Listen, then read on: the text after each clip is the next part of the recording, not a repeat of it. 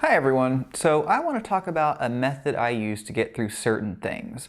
And it's something that if you are into programming, you'll probably be familiar with, or even if just you're doing technology or anything technical. It's the brute force method.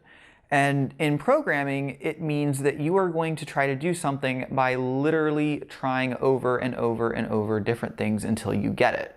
Now, that's not exactly what I'm telling you to do in your real life, but if you kind of go in with a brute force method idea, you tend to come out more successful. And I'll give you a great example. So this video I'm making, I'm not going to tell you what take I'm on, how many times I've tried to make this video and messed up. Sometimes it's a few seconds in and I just immediately get up and stop it.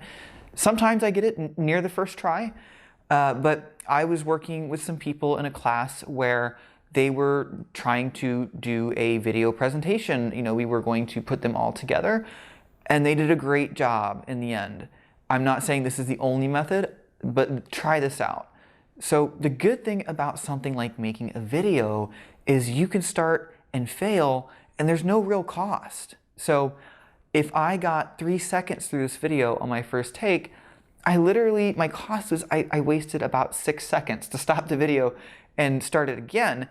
And in this type of thing, it doesn't make a lot of sense to get tied up in the intricacies and the details. Like, well, what if I forget this one detail that's important?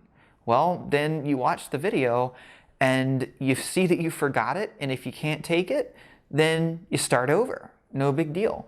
What I found is that if you do this in a lot of things, you will eventually just start to naturally get it right because you'll see where you messed up and you'll start again.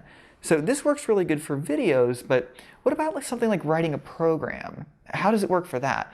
Well, when you're beginning, it can work very well because you kind of realize that I'm just going to start, and if I totally mess this up, then I'm just going to wipe it out and I'm going to start over. And if I totally mess it up again, I'm just going to do that again.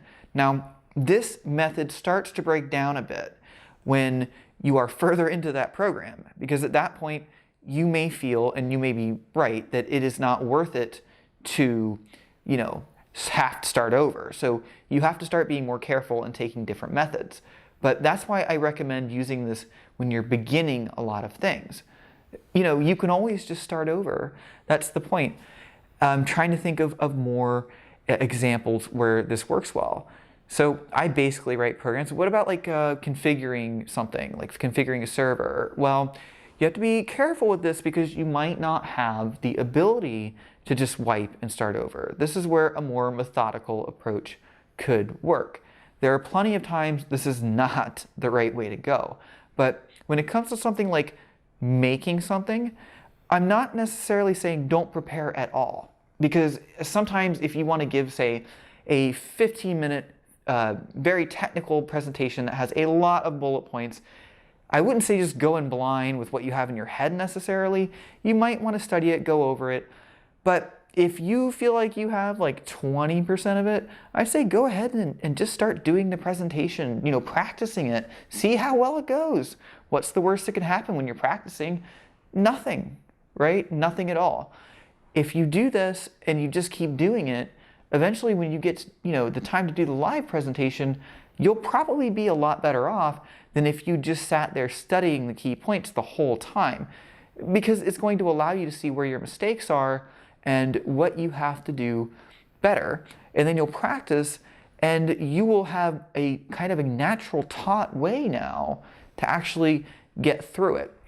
Another thing it will teach you is to sort of chill out with failure. Honestly, a lot of us fail all the time. You may see people you look up to and they think they do everything so great. What you don't know, if I'm one of those people, is that this is the 13th take of this video. And who knows if it will be the final. So that is sort of my point.